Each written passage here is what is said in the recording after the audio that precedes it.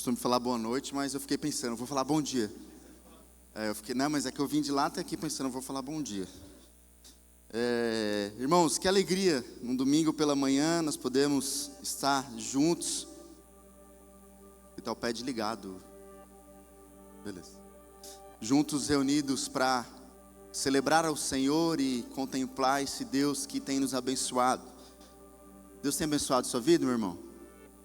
Tantas bênçãos, e nós cantamos, né? Que nosso coração venha ser o verdadeiro louvor e o único Deus que é digno de receber. Antes da gente começar a nossa mensagem, eu quero deixar um recado muito importante. A Júlia já falou alguns avisos da nossa igreja, mas eu quero falar um pouquinho sobre generosidade, mas não no sentido de que você precisa contribuir. A nossa igreja tem abençoado muitas pessoas. Talvez você não saiba, mas graças a Deus que nós temos essa oportunidade de poder abençoar. E esse mês nós colocamos um desafio para a nossa igreja, e você é da nossa igreja, você sente esse desafio também, de abençoar durante um ano uma família que está passando por uma luta. E nós decidimos isso. E se você quer, de alguma forma, de algum jeito, poder também abençoar essa família, você esteja procurando o Jefferson, dá um tchauzinho, Jefferson lá atrás, esteja procurando ele, porque é uma família que está passando muita dificuldade, e nós, como igreja, não podemos deixar isso acontecer. Então cheguei na diretoria, conversando com o Jefferson, nós decidimos que a igreja vai, de algum jeito, nós não estamos tendo dificuldade, é claro, de pagar, que nós temos vários outros projetos, mas nós temos uma pausa em algumas coisas para poder, um ano, poder abençoar essa família. É remédios, é aluguel, é tantas coisas que eles estão enfrentando que nós colocamos isso. E assim, você que talvez esteja também precisando de qualquer coisa, nós somos família. A igreja não é um lugar para você vir domingo após domingo. A igreja é uma família para você pertencer. E essa família não pode deixar outras pessoas sofrendo. E nós decidimos então fazer isso, e você também pode contar com a gente como igreja. Amém? Posso contar com você? Ore também, esteja orando pelas famílias da nossa igreja, que Deus esteja abençoando e sustentando. Hoje nós vamos dar continuidade à nossa série de mensagens que nós começamos domingo passado, a série Resistência. Nós estamos falando na carta de 1 Pedro, e nós começamos então, semana passada, falamos do contexto, para quem Pedro estava mandando aquela carta, o que aquelas pessoas estavam enfrentando, o que aquelas pessoas estavam passando, a dificuldade que eles estavam passando, de perseguição, de lutas. E hoje então nós vamos dar continuidade falando no capítulo 2, do versículo 1 ao versículo 12. Então, se você tem sua Bíblia ou se você tem no celular, você fica à vontade aí para nós estarmos meditando nesse texto. Nós não vamos ler agora, mas se você quiser deixar aberto também, fique à vontade. Irmãos, nós vivemos uma geração, você vai concordar comigo, que fala muito sobre identidade. Você precisa saber quem você é, o que você nasceu para fazer, o propósito da sua vida. Essa semana eu fui numa palestra empresarial, e eu estava escutando um empresário muito conhecido, falando muito sobre isso, sobre que a gente precisa conhecer quem nós somos. Nós precisamos primeiro saber aquilo que nós queremos. E nós nunca tivemos tanta informação, tanta coisa. A gente abre o celular e tem tantas informações, ao mesmo tempo tanta confusão sobre identidade, sobre quem nós somos, ou sobre o que as pessoas são. E aí o mundo tenta responder essa pergunta dizendo que você é aquilo que você sente, ou você é aquilo que você possui, por isso que você precisa ir atrás daquilo que você tanto sonha. O mundo fala que você é aquilo que as pessoas dizem sobre você, por isso que você precisa tomar cuidado com o que os outros estão falando, a sua reputação. Mas Pedro, agora no capítulo 2, ele responde completamente diferente esse argumento. E antes, irmãos, de ensinar, antes de Pedro falar sobre como eles deveriam viver, Pedro ele faz um alerta de quem eles são. É muito interessante porque comportamento, irmão, sem identidade, sem a gente saber quem nós somos, produz religiosidade. Se eu falasse para vocês o seguinte: olha, vocês podem seguir essas regras aqui, é só fazer isso, fazer aquilo, não fazer isso, não fazer aquilo, talvez seria até mais fácil, mas eu ia produzir na igreja uma religiosidade vazia. E é isso que acontece na maioria das igrejas. uma religiosidade vazia, uma hipocrisia. E Pedro, antes mesmo de falar sobre o que eles deveriam fazer diante daquele sofrimento, Pedro fala sobre a identidade daqueles cristãos. Semana passada, no capítulo 1, nós falamos sobre que o cristão, ele permanece firme porque, primeiro, ele tem uma esperança viva. Não sei se você vai lembrar disso. Se você não assistiu, tem no nosso canal do YouTube. E lá fala sobre, e nós falamos sobre isso, que nós temos uma esperança viva, que é Jesus. Por isso que nós nos mantemos em pé, porque Jesus tem nos sustentado, e Ele está vivo. Segundo ponto também, de por que nós nos mantemos em pé, nós vimos que nós temos uma herança, que é o que Deus tem preparado para nós. Essa herança que ninguém pode tomar de você, essa herança que o mundo não pode tomar, que nunca vai acabar, é aquilo que Deus tem preparado. E por último, nós vimos que Deus usa as nossas provações para o nosso crescimento. E agora Pedro então muda de assunto. Na verdade, ou melhor, ele não muda simplesmente. No primeiro capítulo ele responde como nós respondemos essa pergunta: como nós podemos permanecer em pé, firmes, ser resistentes. Agora ele responde como alguém que é resistente pode permanecer firme. Porque, irmãos, esperança sem Jesus, esperança que não é verdadeira, ela não produz transformação, mas a esperança verdadeira em Jesus, ela produz transformação. Para os irmãos entenderem um pouquinho, eu até coloquei uma arte ali. Tudo girava nesse texto, nesse contexto de 1 Pedro, e na verdade o Novo Testamento, tudo girava em torno do Império Romano. Então, tudo girava em torno de César. A Roma possuía sua própria cultura, sua própria religião, seus próprios valores, tudo girava em torno do imperador. Se os irmãos forem, não sei se vai conseguir enxergar aí, mas para os irmãos entenderem, a política era sobre César, ele era o senhor absoluto de Roma, a cultura, sua imagem estava em estátuas, artes, religião, César era tratado como um deus, como um senhor, o exército, os soldados juravam lealdade a ele. Identidade, ser romano significava pertencer a César, a um império. O que mais? A economia, na moeda, estava lá a cara de César. Então tudo girava em torno de César. E os cristãos eram diferentes. Não adoravam César, eles não participavam dos cultos pagãos como existia muitos naquela época. Eles possuíam uma outra ética, uma outra esperança. Por isso que Pedro vai falar a respeito disso, que nós temos uma esperança viva. Por quê? Porque não é sobre um homem que vai morrer, como César, mas sobre alguém que vive e que venceu a morte. Por isso, irmãos, que eles eram vistos como pessoas estranhas. Como assim vocês não têm a vida de vocês em volta de César? E por isso que eles sofriam, por exemplo, perseguições. Porque eles não tentavam parecer romanos. Eles viviam como discípulos de Jesus, como cristão. E aí a palavra cristão hoje é meio defasada, mas como cristão realmente no sentido da palavra, alguém que parece com Cristo. E essa mesma tensão, irmãos, esse mesmo questionamento a gente vive hoje. Nós não temos um César, mas nós vivemos em um mundo onde a nossa vida precisa estar em torno de um padrão. Se a gente não está em torno desse padrão, é difícil. E antes mesmo da gente responder como a gente pode resistir a esse padrão, a esse mundo, nós precisamos entender o que Pedro quer dizer com o mundo que Pedro vai falar. Por exemplo, quando nós falamos sobre mundo, a primeira coisa que a Bíblia mostra para nós é esse mundo é uma criação. Essa criação que foi feita por Deus, o segundo tipo de mundo que nós vamos ver são as pessoas. João 3,16 nós vamos ver, porque Deus amou o mundo de tal maneira. Então esse mundo são as pessoas, é nós aqui que está aqui. O terceiro tipo de mundo que a Bíblia vai falar, e aí é esse mundo que Pedro está falando, é esse sistema. O que é isso? O sistema de valores contrários a Deus. É tudo isso. A palavra então mundo, ela muitas vezes representa esse sistema de pensamentos, valores desejos que vivem independente de Deus e muitas vezes em oposição a Ele. Outra coisa, a gente vai ver, por exemplo, a nossa atitude diante do mundo, nós devemos cuidar e administrar.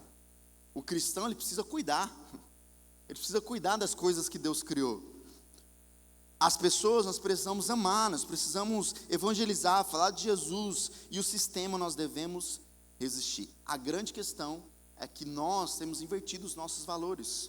Nós resistimos a quem? As pessoas. Aquela pessoa, eu preciso manter distância dela. Mas, diante do sistema, nós estamos nos relacionando com o sistema. E aí esse sistema, irmãos, é um sistema que diz que você precisa pensar em você. Você precisa seguir o seu coração, porque ontem mesmo estava com um grupo estudando no Ser, o livro do Tim Keller, Ego Transformado, e nós estávamos falando sobre isso. Esse grupo, esse sistema que nos leva a pensar na gente, que nós somos o centro de tudo. Siga o seu coração, que o seu coração mandar, faça o que te faz feliz. Você precisa pensar em você, que bobo que você é de ficar pensando no outro. O sucesso vale mais do que integridade, do que caráter, então você pode fazer isso. O importante é ser aceito pelas pessoas, o importante é o seu chefe ver você como alguém importante, como alguém que faz as coisas. A verdade, irmãos, é aquilo que tudo que nós somos rodeados, esse é o mundo. E aí o problema não é o mundo físico, não é aqui. O problema, irmão, também não são as pessoas. Felipe, mas o meu chefe é o problema. Felipe, a minha esposa é o problema. Felipe, meu marido é o problema. Não. O grande problema, irmãos, é esse sistema. E esse sistema que a Bíblia vai dizer que ele já é de quem? Do maligno. Não tem como você converter esse sistema. Não tem como a igreja achar o seguinte, não, nós vamos mudar. E aí essa figura que eu acho que a gente tem que tomar muito cuidado, que o Brasil é de Jesus. Porque a gente precisa declarar isso. Irmão, sabe o que você precisa fazer na sua vida? Declarar. Você precisa ser um bom marido, uma boa esposa, um bom filho, um bom empregado, um bom chefe. Aí você vai fazer a transformação. Aí haverá uma transformação na sua volta. Mas em vez disso, irmãos, nós precisamos entender que esse mundo que é mau, que pertence a esse sistema que nos leva a estar distantes de Deus, é uma grande luta estarmos distantes. Por exemplo, a Copa do Mundo não é coisa do mundo. Irmãos, foi quando o jogo do Brasil? Segunda-feira. Irmãos, faltando 2 minutos, eu comecei a receber mensagem. Domingo vai ter culto? Como que vai ser o culto de domingo? O que a gente vai fazer? Eu quase falei, a Copa é do mundo. Irmãos, e aqui, até eu falei ontem, né? Estava falando com os irmãos que estavam aqui no grupo do Ser dos 60 mais, e falei por eles, né? A gente não vai cancelar culto. O Brasil para a final, a gente não vai cancelar culto. Só que a gente tem Deus como prioridade, então por isso que eu passei para o culto para de manhã. Para a gente acordar, e Deus é a minha prioridade. Brincadeira, irmãos. A gente faz essa adaptação, justamente a gente sabe do que isso representa, mas em nome de Jesus o Brasil vai ser campeão. Amém, irmãos? E aí, Jesus, então, na verdade, o apóstolo João vai escrever na sua carta, 1 João, ele vai dizer o seguinte: não amem este mundo. Só um entre parênteses aqui, irmãos, tudo isso que eu falei dos últimos slides é tudo, esquece tudo, tá? Não vale a pena você levar para a sua vida. Não está na Bíblia isso daí. Agora, 1 João, então nós vamos ver, não amem este mundo, nem as coisas que ele oferece. Pois quando amam o mundo, o amor do Pai não está em vocês. Porque o mundo oferece apenas o desejo intenso por prazer físico, olha o que o mundo oferece, esse sistema. O desejo intenso por prazer físico, o desejo intenso por tudo que vemos e o orgulho das nossas realizações e bens. Essas coisas não provêm do Pai, mas do mundo. E este mundo passa, bem como seus desejos, mas quem faz o que agrada a Deus, vive para sempre. Irmãos, João não está dizendo que nós devemos odiar as pessoas. Ele está dizendo para nós adotarmos os valores e um sistema que pertence a Deus, que agora nós pertencemos a Deus, nós não devemos amar esses valores. E Jesus também falou isso quando na sua oração, no João 17, que ele vai falar, não peça, ele orando para Deus, ele diz, Pai, não peço que os tire do mundo, mas que o protejas do maligno. Eles não pertencem a este mundo, como eu também não pertenço. Então, aqui Jesus está falando desse sistema. Nós não pertencemos a ele. E a oração de Jesus não é que, tire eles daqui porque está difícil. Não, a oração de Jesus foi, olha, livra eles do mal, proteja eles do maligno. Por isso, irmãos, agora Jesus ele pede para eles permanecerem fiéis. Pedro pede, Uma definição simples: o mundo é um sistema de valores que tenta fazer você viver como se Deus não existisse. E aí perceba que isso acontece diariamente, você vai perceber isso. O mundo tenta mostrar para nós que o valor está onde? Está no dinheiro que você tem, está na sua aparência, no que você mostra para as pessoas. Porque a sua felicidade precisa estar no prazer, na segurança está no sucesso, nos seus sentimentos. E Pedro responde: não. Sua identidade está em Cristo, sua esperança está em Cristo, e sua cidadania está no céu. E é sobre isso que nós vamos falar nessa manhã.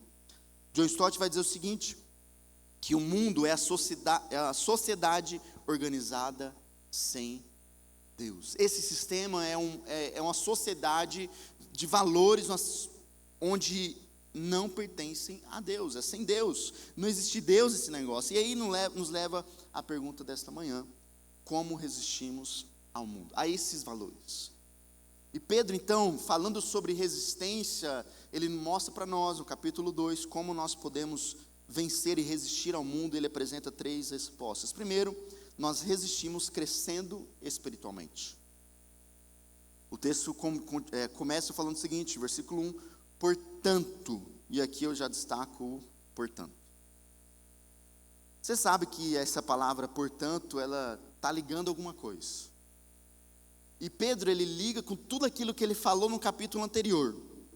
Então, portanto, diante disso, porque vocês nasceram de novo, como nós falamos no domingo passado, porque vocês possuem uma esperança viva, porque vocês têm uma herança eterna, porque vocês pertencem a Deus, vocês precisam viver diferente. E aí, antes, irmãos, de qualquer coisa, Pedro manda eles abandonar, livrem-se, aqui eu destaco essa palavra. Então, diante disso, vocês precisam se livrar. E observe, irmãos, que Pedro, nesse texto, ele vai dizer que nós devemos livrar de toda maldade, de todo engano, de toda hipocrisia, da inveja, de toda a espécie de maledicência.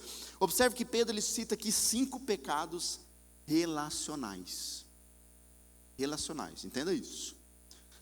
É muito interessante isso, porque Pedro, ele não começa falando do pecado do sistema do mundo. Ele começa falando de pecado que a igreja vive, dentro da igreja.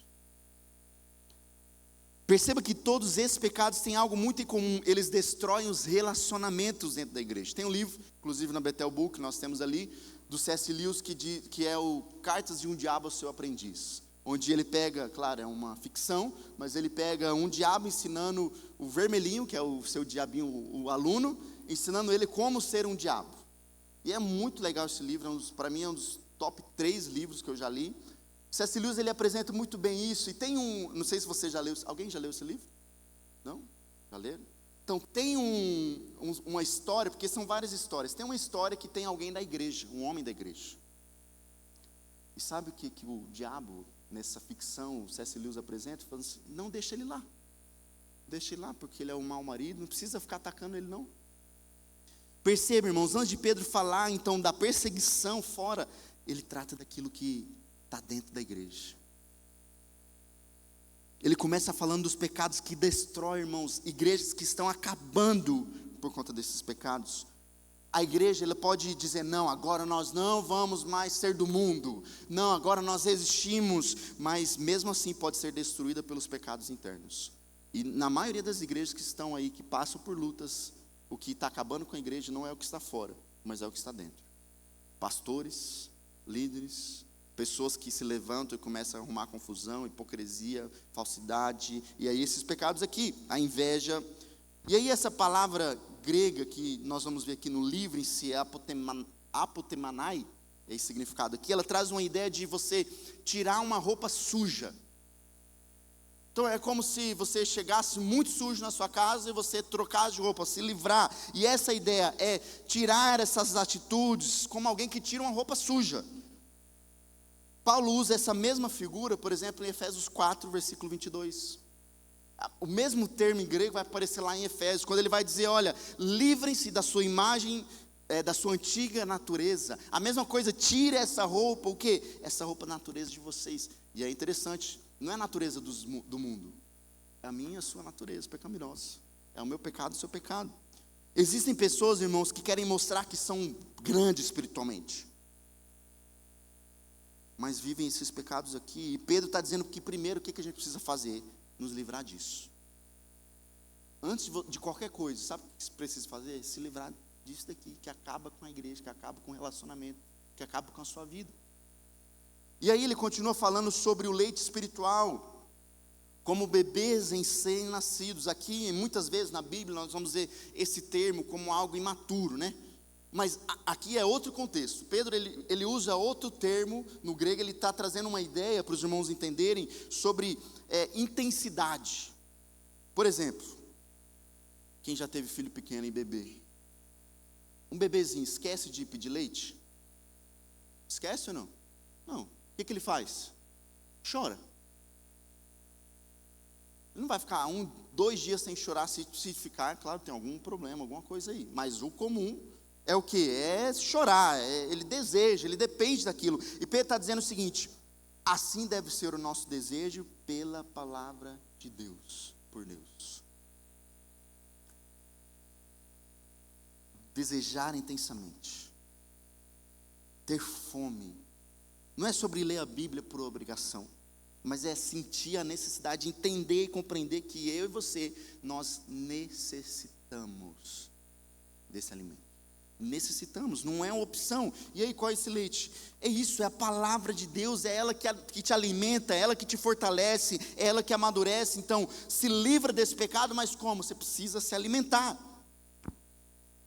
Você precisa entender que você vai amadurecer, crescer através do alimento. E aí Jesus, quando foi tentado lá em Mateus, ele diz isso: olha, as pessoas não vivem apenas de pão. Mas do que? Mas de toda palavra que vem da boca de Deus. Nem só de pão viverá um homem. Ah, Felipe, mas como assim? A gente precisa do pão. Então, entenda isso, você precisa do pão, eu preciso do pão. Agora, algo mais profundo, nós dependemos da palavra de Deus.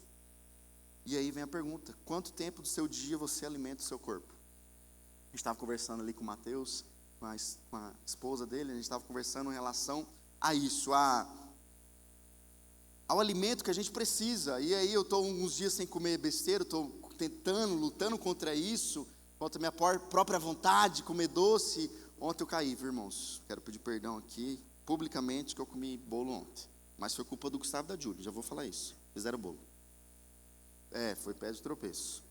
Então, nós necessitamos. Aí tem uns que, claro, usam um negocinho aí que aplica, aí fica 1 dia, 2 dias, 3 dias, fica aí, beleza. Mas o comum é a gente o quê? Se alimentar dia após dia, a gente precisa se cuidar. A gente sente fome. Agora outra pergunta: quanto tempo você alimenta sua alma, seu espírito?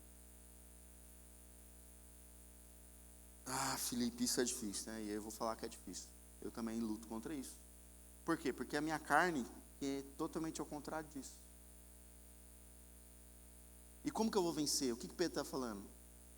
Se alimentando. Olha que ironia. A nossa carne não quer ler. Mas sabe como que você vai lutar contra essa carne? Lendo. O seu espírito vai se alimentar disso. Há essa luta da sua carne e do seu espírito. E aí, irmãos, nós nunca teremos uma resistência espiritual, falando sobre resistência, vivendo do quê? De fast food espiritual. O que é isso? Você come todo dia fast food? Você não come, né? Se você comer, você tem que tomar cuidado. Agora, esse fast food é porque é querer ter uma fé rápida, prática sem profundidade. É você vir aqui no domingo e achar que isso daqui para você tá bom. É você ouvir lá no Instagram um reels de 30 segundos e falar: agora eu tive meu devocional. É você pegar versículo jogado, igual aquela caixinha de versículo lá, da promessa, e falar: não, é isso daqui, eu já li a Bíblia. Irmãos, tudo isso pode ser bênção, não estou dizendo que não é, mas é pouco. Decida um dia se alimentar só no domingo. Você não vai fazer isso. Agora, há muitas pessoas, e talvez pessoas que estão aqui, que fazem isso na vida espiritual. Se alimentam no domingo. Acham que ler um texto, ou até mesmo nem ler, né? Porque hoje em dia nós nem está trazendo muita Bíblia para a igreja. Mas ouvir o que o Felipe está dizendo, aquilo está bom, aquilo sustenta, mas não sustenta. Por isso que Oséias vai dizer o seguinte, que as pessoas são levadas por vento de doutrina por falta de conhecimento. pastor que fala bobagem aí, as pessoas estão indo. Por quê? Porque não tem conhecimento na palavra de Deus. Não se alimentam da palavra de Deus. Eu sempre falo aqui na igreja, vou dizer, o que eu falo não é lei. Não é lei. O que você precisa entender? Que, claro, eu busco sempre a nossa igreja ser uma igreja bíblica, isso é um dos pontos da nossa igreja, mas você precisa se alimentar, meu querido. Não está bom eu falar aqui, às vezes eu posso falar uma bobagem, preciso falar, não, Felipe. Ontem até teve um que falou, né? Está fazendo teologia e já está querendo puxar meu tapete, viu, irmãos? No ser da semana passada eu falei o negócio, ele, no final do ser ele foi lá, ó. Ele foi lá. Não está escrito bem isso não, viu? E eu fiquei feliz. E estava escrito, tá? Eu derrubei ele daí. Eu que puxei o tapete dele. Irmãos, nós precisamos nos alimentar. Não pode ser só uma alimentação no dia. Imagina alguém que pensa, não, durante a semana inteira eu não vou comer, só vou comer domingo. E só vou comer um pouquinho, irmãos, isso é sobremesa. Você precisa se alimentar, eu preciso me alimentar, nós dependemos disso. Sabe? Imagine que alguém durante uma semana inteira comesse só salgadinho e refrigerante. Às vezes as crianças querem fazer isso, né? Você como pai, você não vai deixar eles fazerem isso. Mas imagine isso, talvez até matasse a fome, né? Por alguns minutos. Talvez matasse a fome. Mas irmãos, e o corpo? Ficaria bem ou não? Desnutrido. Ia correr um grande perigo. E aí, irmãos, há muito cristão sobrevivendo assim. De uma palavra, de uma mensagem no YouTube, de aquilo que o pastor está falando, não abre a Bíblia. Tem uma história, bem antiga essa história, diz que uma irmã não levava a Bíblia para a igreja. Antigamente, né? Tinha que chegar aqui na igreja, era assim, né? Bíblia grande. E aí aquela irmã não estava levando, aí o pastor começou a reparar e falou, irmã, cadê tua Bíblia? Imagina, irmão, se eu fizesse isso, começar a fazer isso, domingo, né? Cadê tua Bíblia? E aí a irmã falou, pastor, eu estou sem óculos, eu não estou conseguindo ler, tenho dificuldade de leitura. Aí o pastor falou, não, vamos resolver isso. Vamos, ela falou, não sei onde está, já procurei em todo lugar, não estou achando. E aí o pastor levantou um grupo de jovens lá e vamos lá procurar esse óculos na casa da irmã. Aonde estava o óculos? Dentro da Bíblia. Irmãos, olha a situação que a gente vive. Essa não é a história de uma senhora, é a minha história, a sua história, muitas vezes. Aí vem a pergunta, tá? Por que minha fé está tão fraca? Por que eu desanimo? Por que às vezes eu não quero ler a Bíblia? Por que eu não quero orar? Por que eu não tenho vontade de ir na igreja? Por quê? Pedro responde, porque a fé cresce quando nos alimentamos da palavra de Deus. É isso. As pessoas, irmãos, elas padecem por falta de conhecimento, mas John Stott vai dizer que o crescimento espiritual não acontece por acidente. Ele exige um apetite contínuo pela palavra de Deus. Não é um acidente a maturidade. Não é um acidente alguém ser resistente ao mundo. É uma vida com Deus, é um relacionamento. Imagine, aqui tem alguns militares na nossa igreja. Quem é militar, levanta a mão aí. Do exército, aí tem 4, 5... o pessoal está desanimado, né, os militares. Irmãos, a gente tem que ir em torno da igreja uns 6, 7 por aí, né? Imagine o seguinte, você ir para uma guerra e não comer durante dias, passar 40 dias sem comer. Você vai conseguir lutar? Vai conseguir? Não vai conseguir. Você não vai ter força. Irmãos, a batalha espiritual é assim também. Pessoas que estão e aí são levados por meio de doutrina, aí tem uma fé enfraquecida, aí tudo isso. Então antes, irmãos, da gente resistir ao mundo, nós precisamos nos alimentar da palavra de Deus. Quem não se alimenta da palavra, acaba sendo alimentado pelo mundo. É isso. Primeiro ponto da nossa mensagem. Segundo ponto, como que nós podemos resistir ao mundo resistimos lembrando quem somos. Pedro vai dizer o seguinte, vocês estão se aproximando de Cristo, a pedra viva. Ele foi rejeitado pelos seres humanos, mas foi escolhido por Deus para a grande honra.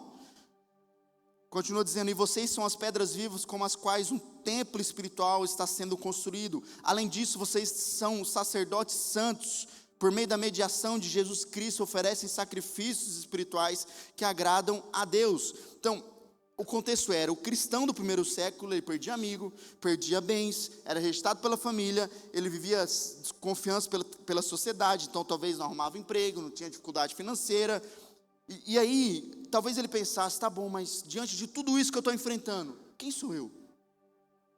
Por que a gente está fazendo isso? E Pedro, então, ele responde, antes da gente lembrar o que vocês perderam, vocês precisam lembrar quem vocês são. Antes de vocês lembrar que... Não está aqui? Ou estava no anterior, né? Antes de vocês lembrar quem vocês são, vocês precisam lembrar, ou antes de vocês lembrar o que vocês perderam, diante do sofrimento de vocês precisam lembrar quem vocês são. Irmãos, uma das maiores armas do inimigo é distorcer a identidade do povo de Deus. É enganar. Foi assim com Eva, foi assim com Adão. O diabo tentou com Jesus isso. Se você é filho de Deus, faça isso. Então, o diabo tenta, o mundo tenta mostrar quem nós não somos, e hoje não é diferente. O mundo tenta definir quem nós somos, e Pedro está lembrando, olha, a nossa identidade, a minha e a sua identidade não é construída pela cultura, e sim pela graça de Deus. Então, primeiro, a nossa identidade está firmada em Cristo. Pedro começa dizendo, vocês estão se aproximando de Cristo, a pedra viva. E o que é essa pedra viva? Pedro está falando, tudo começa em Cristo, Ele é a pedra angular. E aí tem um contexto que diz a pedra, talvez a sua versão, a pedra de esquina. É isso, Pedro chama Jesus de pedra, ele diz, olha, e aí, como dizem as escrituras, ponham em Sião uma pedra principal, escolhida para grande honra. Pedro aqui, ele começa usando um texto de Isaías, uma profecia, e aí Isaías é um dos textos, esses é um dos textos cristológicos mais profundos. Pedro usa lá uma citação de Isaías, capítulo 28, versículo 16, e ele usa 3 profecias. Primeiro ele fala sobre Sião, então põe em Sião uma pedra principal, falando sobre Jesus. Lá no Antigo Testamento, Isaías já estava falando sobre Jesus, a pedra principal. Sim, vocês que creem, reconhecem a honra dessa pedra, mas para os que rejeitam, a pedra que os construtores rejeitaram se tornou uma pedra angular. Desde Isaías, agora a profecia é, Jesus vai ser rejeitado. Jesus foi rejeitado ou não? Foi. E aí esses construtores, quem que era? Eram os mestres da lei, os top da religião judaica. Eles rejeitaram o Senhor, então Jesus, ele é apresentado como pedra angular, e diz, ela é a pedra que faz tropeçar, é a rocha que faz cair. Essa citação é de Salmo 118, versículo 22. Tropeçam porque não obedecem à palavra, e assim cumprem o destino que lhes foi determinado. E o que era essa pedra angular? Irmãos, na construção antiga, a pedra angular era a primeira pedra colocada na fundação. Então dela dependia o alinhamento, a direção, a estabilidade, toda a estrutura do edifício. Se não tivesse essa pedra, o edifício não ia aguentar. Pedro está mostrando que Cristo, ele é o fundamento da nossa fé, da nossa vida. Não é uma igreja, não é um pastor, não é uma religião, mas é o próprio Cristo, ele é o fundamento. Não é, irmãos, a sua profissão não é quem você é. O seu dinheiro, o tanto de dinheiro que você tem, não é o que você tem, a aparência, sucesso, tudo isso, talvez é coisa desse sistema. Mas, irmãos, Cristo é a nossa pedra, aquilo que nos sustenta. Efésios vai dizer, Paulo, juntos somos edifício construído sobre o fundamento dos apóstolos e dos profetas, e a pedra angular é o próprio Cristo Jesus. John Stott vai dizer, Cristo não é apenas parte do fundamento da igreja, ele é o fundamento sobre o qual toda a igreja existe. Outra coisa, agora Pedro vai mostrar que nós somos as pedras vivas. Perceba, irmãos, algo extraordinário. Depois que ele chama Jesus de pedra viva, agora ele olha para a igreja e diz, vocês são a pedra viva. Perceba, irmãos, nós não somos uma pedra que vive para a natureza. Nós somos, irmãos, porque nós estamos ligados a Jesus. Nós estamos ligados a Ele, nossa vida vem de Cristo. Por isso que a igreja, irmãos, ela não é um prédio. Pedro, ele muda completamente a maneira daqueles irmãos pensar. No Antigo Testamento, Deus habitava no templo. Agora, irmãos, a igreja somos nós somos o templo. Então, cada cristão é uma pedra. E Deus está construindo um templo espiritual. Por isso que lá em 1 Coríntios, Paulo vai dizer, vocês não sabem que todos vocês juntos são o templo de Deus e que o Espírito de Deus habita em vocês. Então, Pedro está nos ensinando que nós somos chamados a viver em comunhão, porque você é uma pedra, eu sou uma pedra, o Jonathan é uma pedra, a Jenny, o Alex é uma pedra, então nós precisamos estar juntos. O cristianismo, irmãos, nunca foi individualista. A fé nunca foi criada para ser vivida sozinho. Você precisa de mim, eu preciso de você. João Calvino vai dizer o seguinte, que ninguém pode ter Deus como pai sem ter a igreja como mãe. A igreja salva? Não salva. Mas é onde os salvos precisam estar. O autor de Hebreus vai falar a respeito disso. Não deixe de congregar, como é costume de alguns. Em vez disso, estejam se animando, estejam se ajudando. Isso é igreja, irmãos. E aí essa igreja, esse povo, nós somos o que? Um povo com uma nova identidade. Pedro, irmãos, ele usa 4 títulos do Antigo Testamento, retirado lá em Êxodo 19, se você quiser durante a semana ler. Ele diz que ele diz, vocês porém são povo escolhido. Primeiro, nós somos povo escolhido. Não significa que nós somos melhores, não significa que nós somos alcançados pela graça. Deus nos escolheu antes mesmo da fundação do mundo. Não foi nós que escolhemos Deus, Deus nos escolheu. Outra palavra, nós vamos ver que nós somos o que? Um sacerdócio real. No Antigo Testamento, os sacerdotes tinham acesso, só eles tinham acesso ao Santo dos Santos, aquele lugar santíssimo, a Deus. Agora todo cristão possui esse livre acesso por meio de Cristo. Na sua casa, no seu trabalho, na igreja, em todo lugar nós temos acesso ao Senhor. Terceiro, nós somos o que? Uma nação santa. E aqui essa palavra santo é ágios, no sentido de algo separado, de algo consagrado que pertence a Deus. Ser santo não é viver isolado do mundo, é viver diferente. E por último, ele usa a propriedade exclusiva de Deus. E talvez, irmãos, para mim, essa é uma expressão mais bonita da igreja. Propriedade exclusiva de Deus. Sabe o que significa? Que a igreja é um bem precioso. Pedro está mostrando para nós que possui um grande valor. É isso que Pedro está dizendo, que vocês pertencem a Deus. Vocês foram comprados pelo sangue de Cristo. Isso que Paulo vai dizer, vocês não pertencem a si mesmos, pois foram comprados por um alto preço. Então antes nós éramos escravos, e aí Jesus foi lá e falou, eu vou comprar, para você ser livre daqui. E ele pagou um alto preço para que eu e você fôssemos livres. Então, quando sabemos quem nós somos, nós não precisamos provar o nosso valor para os outros, porque a gente já foi aceito por Deus. E a nossa identidade, irmãos, tem um propósito. Pedro, irmãos, ele não termina falando de privilégio, como algumas igrejas fazem. Porque vocês, que são povo de Deus, vocês podem conquistar o mundo. Vai para cima, chega chutando no cão e vocês vão conquistar tudo. Não, Pedro fala o seguinte: assim podem mostrar às pessoas como é admirável aquele que os chamou das trevas para a sua maravilhosa luz. Irmãos, a vida cristã não termina na gente. Irmãos, a gente foi criado para apontar a Cristo. Nós somos escolhidos para anunciar. Nós somos alcançados por Deus para alcançar outras pessoas.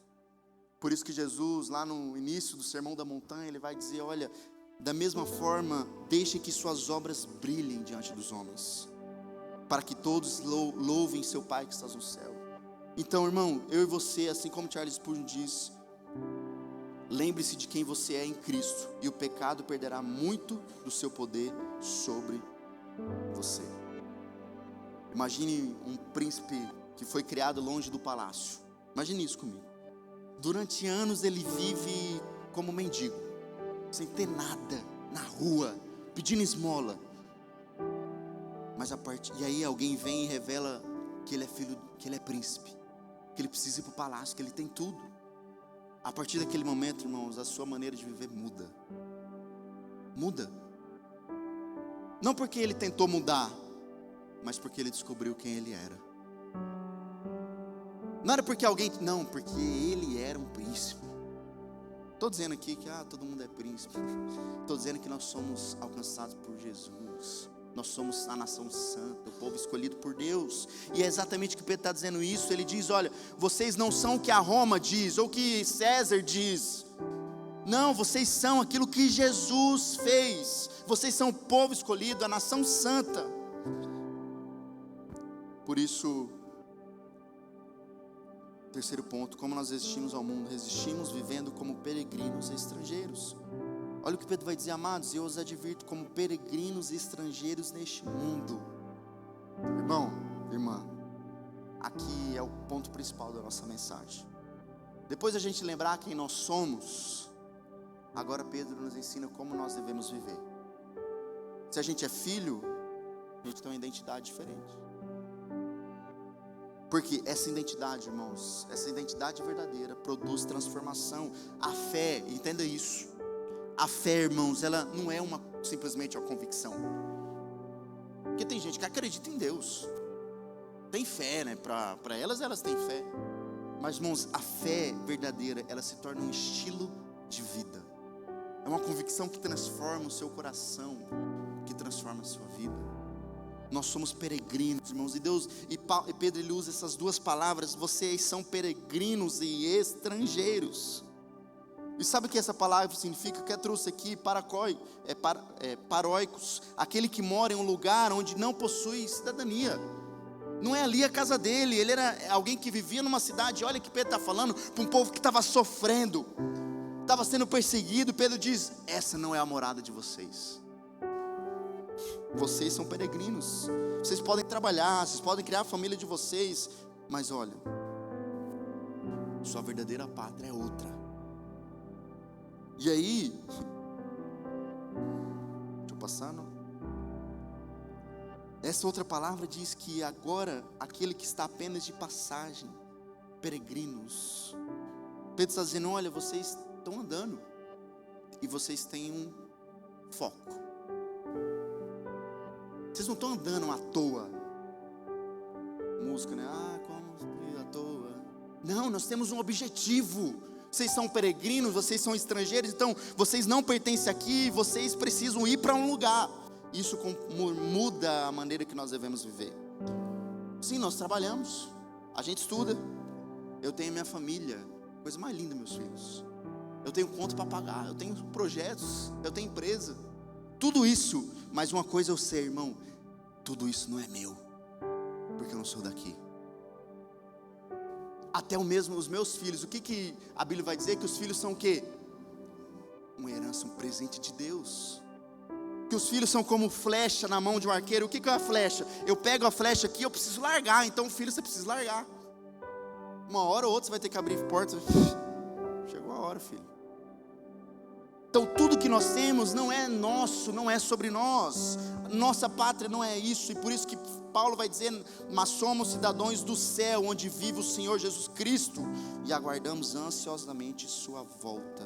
E Pedro continua agora: mantenham-se longe dos desejos carnais que lutam contra a alma. Pedro muda o foco. Antes da perseguição externa, agora existe uma batalha interna. E aí essa batalha é a maior batalha que você vai enfrentar. A batalha de dentro de você. E o que são esses desejos carnais? Não são apenas pecados ligados à sexualidade.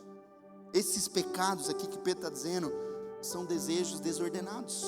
Qualquer desejo que tenta ocupar o lugar de Deus na sua vida: orgulho, ganância, vaidade, poder, controle, inveja, amargura, luxúria. John Owen vai falar: ou você mata o pecado, ou ele matará você. Como que a gente mata o pecado, irmão? Nos aproximando de Cristo, nos livrando de todo mal. É isso que Pedro está dizendo para aquela igreja. Antes do que vocês estão enfrentando aí fora, vocês precisam resistir à sua carne. É isso. Pedro está dizendo isso. Irmãos, o desejo não brinca com a gente, o pecado não brinca com a gente, o sistema não brinca. Ele quer acabar com a tua família, quer acabar com seus filhos, quer acabar com tudo que você tem. E às vezes acabar com tudo que você tem não é acabar com a tua empresa, Guilherme, mas é te dar muito mais coisas para você mudar o foco, para você se encher de coisas e esquecer de Deus. Às vezes é isso. Às vezes não é que Deus vai tirar da gente a nossa família, mas às vezes a gente vai colocar a nossa família como prioridade. É como nós vemos a coisa. E nossa vida, irmãos, é o nosso maior testemunho, porque Pedro termina dizendo, no versículo 12: tenham cuidado de viver de maneira exemplar entre seus vizinhos não cristãos. Irmãos, essa palavra exemplar, ela significa algo que é belo, nobre, admirável. Agora você imagine Imagine você sofrendo perseguição. Imagine você sofrendo porque você é cristão, sendo perseguido, perdendo coisas. Pedro olha para esse povo que estava sofrendo e diz o seguinte: vivam de maneira digna, exemplar. Eu vou dizer para vocês, por exemplo, eu ficaria meio chateado com Pedro. Amém, a gente está sofrendo, olha o que aquela pessoa fez para mim, e eu devo viver uma vida exemplar, bela, admirável. É isso. É isso. A vida do cristão é sobre isso. Por isso, da mesma forma, Jesus dizendo: deixem que suas boas obras brilhem diante de todos, para que todos louvem seu Pai que estás no céu. A gente precisa viver de uma maneira digna. As nossas boas obras precisam brilhar. Aquilo que nós fazemos, boas obras não salva ninguém, mas todo salvo precisa ter boas obras. Precisa ter uma vida exemplar, viver com sabedoria, assim como Paulo diz em Colossenses capítulo 4. Vivam com sabedoria entre os que são de fora e aproveitem ao máximo todas as oportunidades. Cara, esse sistema, as pessoas que estão à sua volta agora, o mundo, pessoas, talvez nunca vão ler a Bíblia, mas todos os dias elas verão você. E aí a pergunta não é se você é um cristão, ou se você vai na Betel, ou na igreja XY, mas é se você vive de maneira digna, exemplar, do seu vizinho, na sua rede social, no seu trabalho. É isso. A igreja é a presença visível de Cristo no mundo. A melhor, irmãos, defesa do evangelho não é eu ficar postando lá: estão tirando a nossa liberdade, vocês precisam, escola, é isso, é aquilo. Irmão, a maior defesa do evangelho, sabe qual que é? É mostrar uma vida transformada por Jesus. Essa é a maior defesa do evangelho. Eu não preciso provar que Deus existe.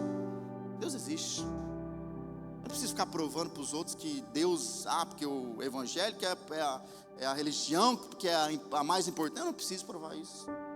Eu preciso viver de uma maneira digna, exemplar, bela, para que as pessoas olhem para mim e vejam: opa, algo diferente ali. Os navios, eles foram feitos para água, né? Para estar na água.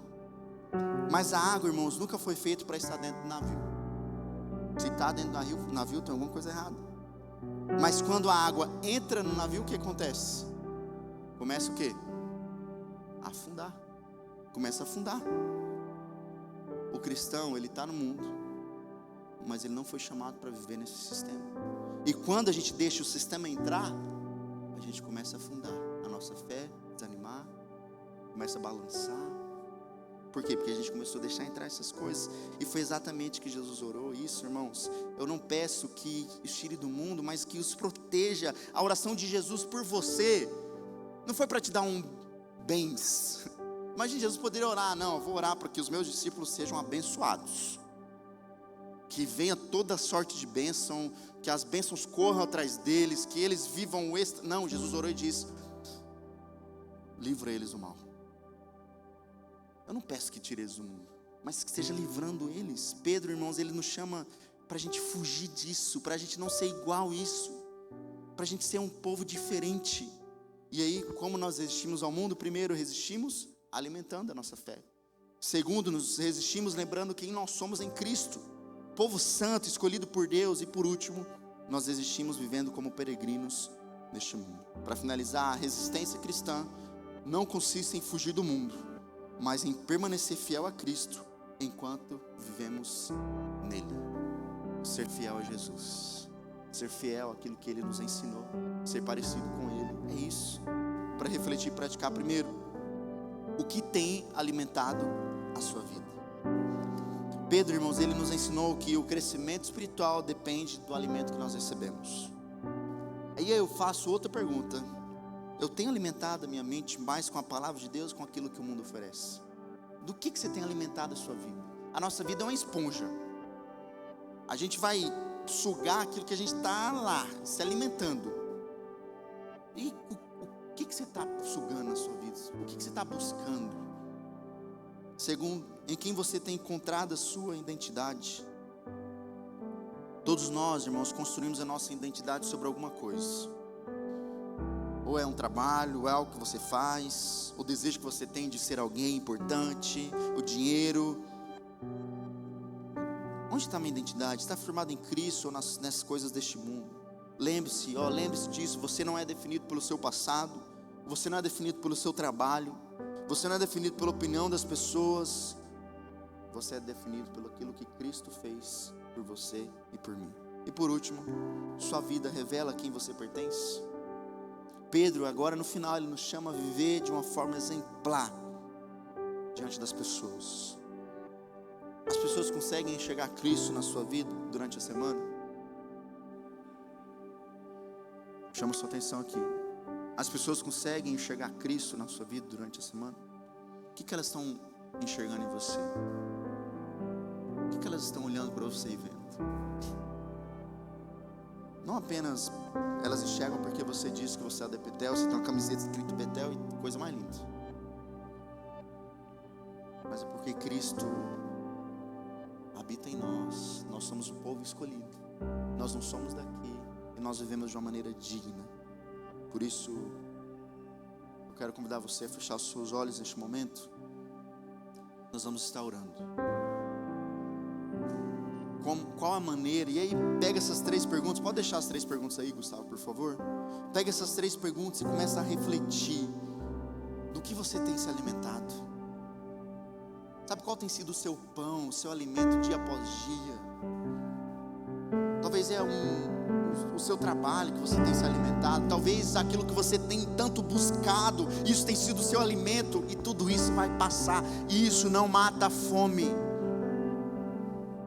Busque na palavra de Deus. Pessoas estão morrendo espiritualmente porque não se alimentam da palavra de Deus, não têm um relacionamento. A nossa missão aqui, se você esquecer de tudo, lembre que a missão da Betel é levar as pessoas a um relacionamento crescente com Jesus. Esse é o nosso desejo, é que você prove ao Senhor, que você se alimente não só no domingo, mas dia após dia, se aproximando de Cristo. Fala: Senhor, eu quero ter mais fome de Ti.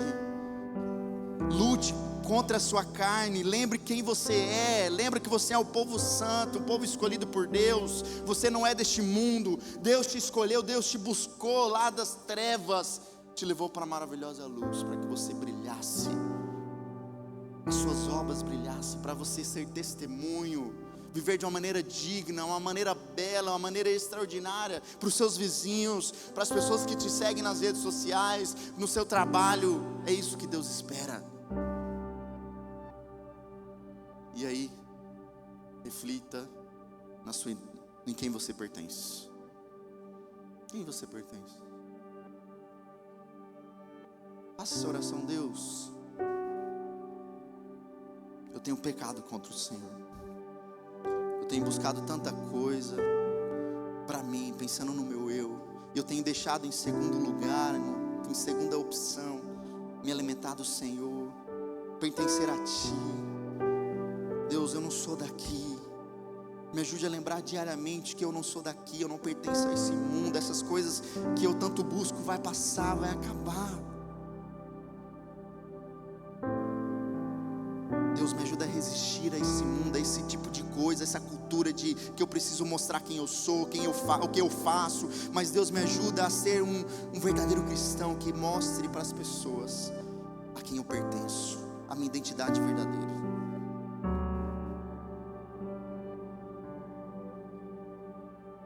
Vamos cantar? Os meus olhos viram. Coloque de pé no seu lugar. A salvação. Essa canção de Simeão. Luz para o mundo, esperança da terra. E eu não sou mais meu. E eu não sou mais meu.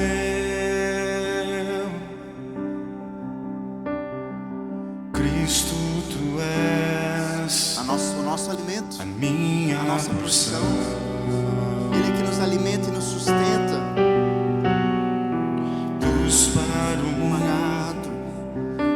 vinho novo e pão. Vamos declarar isso, que nós não somos mais nossos. E eu não sou mais meu. E eu não sou mais meu.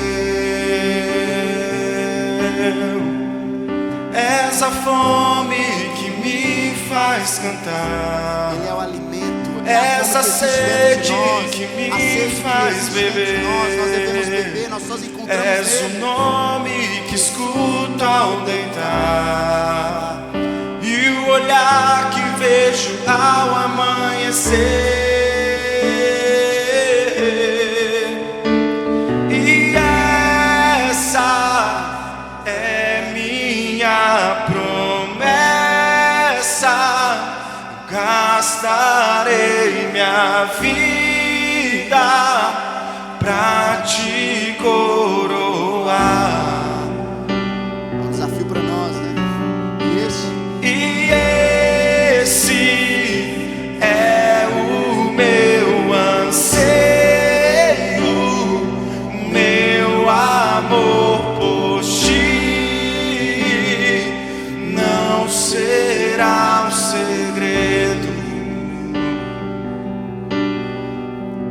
Essa fome que me faz cantar, essa sede que me faz beber, és o nome que escuto ao deitar, e o olhar que vejo ao amanhecer.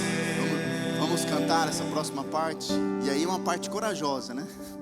É uma parte que a gente precisa cantar com convicção. Vamos lá?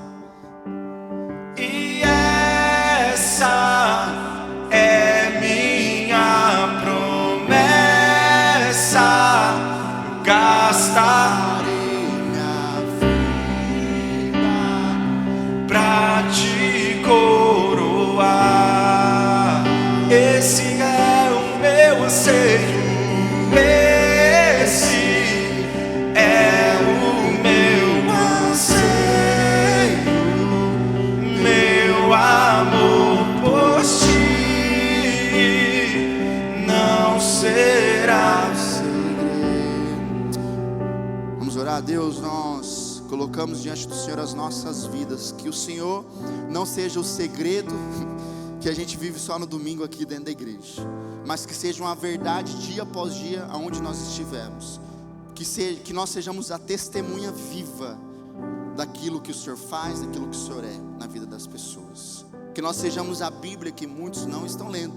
Que nós sejamos, Deus, pequenos cristos, sendo testemunha onde nós estivermos. A minha oração aqui para a igreja, para mim, é nessa luta contra a nossa carne, de a gente buscar os nossos desejos. Mas a nossa promessa, a nossa canção é: Deus, o Senhor vai ser tudo que eu preciso, tudo que eu vou buscar. Essa é a minha promessa. Eu gastarei a minha vida para te honrar, para te coroar, porque Deus, sem o Senhor nós não somos nada. Por isso, Deus, essa é a nossa canção, essa é a nossa oração. Nos leva em paz e segurança para os nossos lares. Que a tua paz, a paz que excede todo entendimento, a paz que o mundo não conhece, esteja sobre as nossas vidas, sobre cada um que está aqui nesta manhã. Que o Senhor esteja nos abençoando, Deus. O Senhor que conhece a necessidade de cada um, as lutas que cada um passa. Deus, que nós possamos estar confiando em Ti, descansando no Senhor. O Senhor que pode fazer todas as coisas, o Senhor que faz o extraordinário, mas também é o Senhor que sustenta as nossas vidas, que cuida de nós. Por isso, nos abençoe e nos guarde, nos livre de todo mal. Essa é a nossa oração. Amém. Amém. Deus abençoe sua vida. Semana que vem nós vamos dar continuidade à série de mensagens. Se você está aqui pela primeira vez, receba aí o meu abraço. Que Deus abençoe. Nós amamos receber você e que você possa voltar outras vezes. Até mais, até semana que vem.